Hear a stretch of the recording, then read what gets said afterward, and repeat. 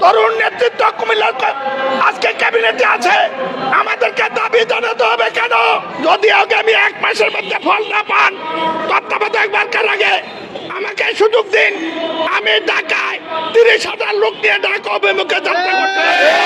আমরা কুমিল্লার মানুষ কোনো কিছুই কোনোদিন পাই নাই। স্বাধীনতার পরে আমাদের কোনো অর্জন নাই।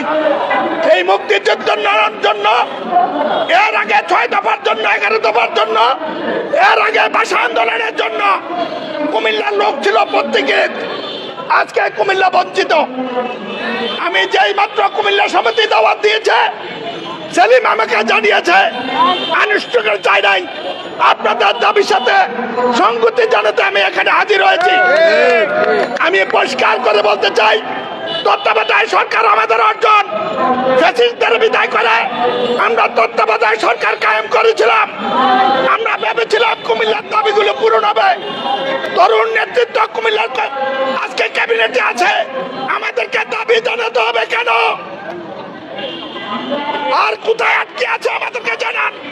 আমরা বেঁচে থাকলে এটা প্রতিহত করব, নাইলে অবিলম্বে কুমিল্লা বিভাগ সহ ঢাকা কুমিল্লা রেল লাইন, কুমিল্লা বিমানবন্দর, কুমিল্লা বিশ্ববিদ্যালয়ের সমস্যা, ঢাকা চট্টগ্রাম মহাসড়ক, ইপিজেডের বর্জ্য, কমতি সমস্যা, সবগুলো নিয়ে কুমিল্লাকে মেট্রোপলিটন নগরী ঘোষণা করা, সব ব্যাপার দাবি নিয়ে আমি মনে করি সরকার, তত্ত্বাবধায়ক সরকার, কুমিল্লার নেতৃবৃন্দ যারা ক্যাবিনেটে আছেন এই দাবিগুলো পূরণ করার প্রশ্নে উদ্যোগ নেবেন।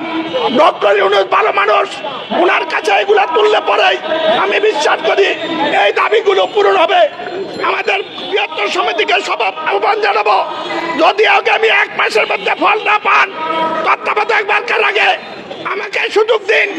আমি ঢাকায় 30,000 লোক নিয়ে ঢাকা অভিমুখে যাত্রা করতে। আর কথা বাড়াবো না। সভাপতি কার্যকর ব্যবস্থা নেবেন, লড়াই করে বাঁচতে হবে, আর বাঁচতে হলে লড়তে হবে। এইটাই ইতিহাসের শিক্ষা। এই শিক্ষা থেকে কুমিল্লার দাবি আদায়ের জন্য কুমিল্লা সমিতি এবং অন্যরা যারা উদ্যোগ নিয়েছেন, আপনাদের কুমিল্লা বাঁচা মঞ্চ এসেছে নিজেই। কুমিল্লা বাঁচা মঞ্চ 9 দফা নিয়ে আন্দোলন করছে দীর্ঘদিন। সবে কুমিল্লার দাবি, আসুন সবাই একমত হয়ে সরকারকে এমন চাপ দেয় এই দাবি পূরণ করতে যাতে বাধ্য হয়। এখনই সময়, আর নাইলে সময় পাওয়া যাবে না। ভালো থাকেন।